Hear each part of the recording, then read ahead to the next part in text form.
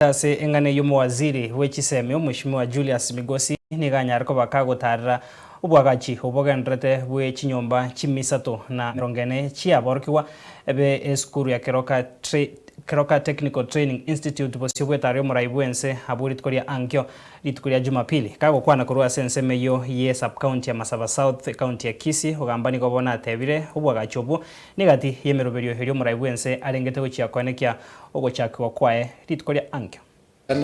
Mheshimiwa Rais atakuja Kisii on a development tour kutoka siku ya Jumapili mpaka siku ya Jumatano.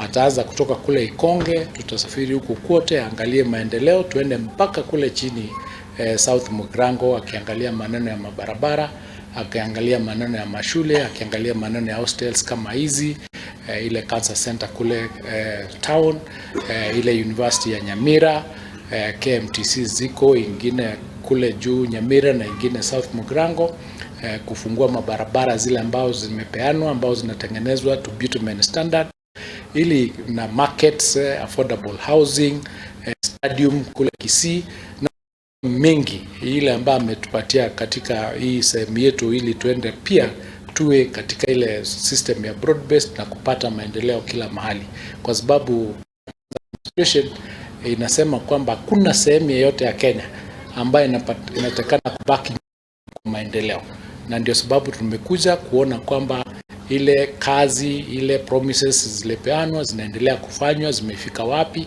ili kuja naye mkuje kwa wengi ili muweze kumkaribisha mwenu wetu, na kama iko tatizo lingine yoyote tunaweza muuliza siku hiyo kwamba pia atuongeze. Ndio sababu tuko hapa na tutaendelea kuangalia zingine zote ku prepare the way, advanced team, kuangalia kwamba kila kitu iko shwari.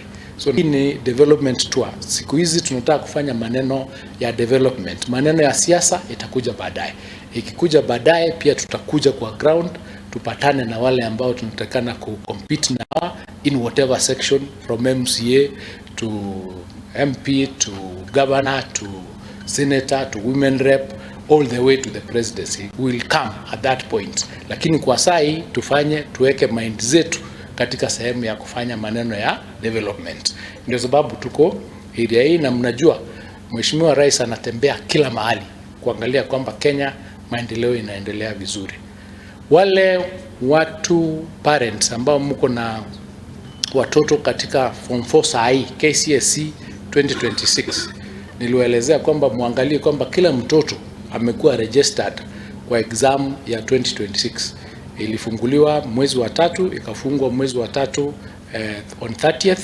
Muangalie kama mtoto wako amekuwa registered, ndio msifike siku ya exam ndio mnajitokezea kusema mtoto yangu hajakuwa registered. On the progress of the hostels that are being done here by the national government through the Ministry of Housing, this institution was allocated 340 parks, hostels that have started construction, and they are going to be completed by the end of this year, and hopefully by the beginning of the year, the students would then be able to be accommodated in those hostels.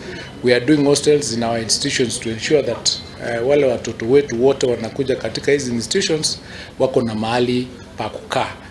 And we also want to take this opportunity kuwaelezea kwamba ile KUPS yetu ambao inafungua portal ambao wanafunzi wetu wale walifanya KCSE mwaka jana 2025 imefunguliwa kutoka tarehe 7 mwezi huu for the next 30 days, ili watoto wetu wale ambao walipata C+ and above wanaweza kuapply sasa kwenda katika zile universities for the programs that they have.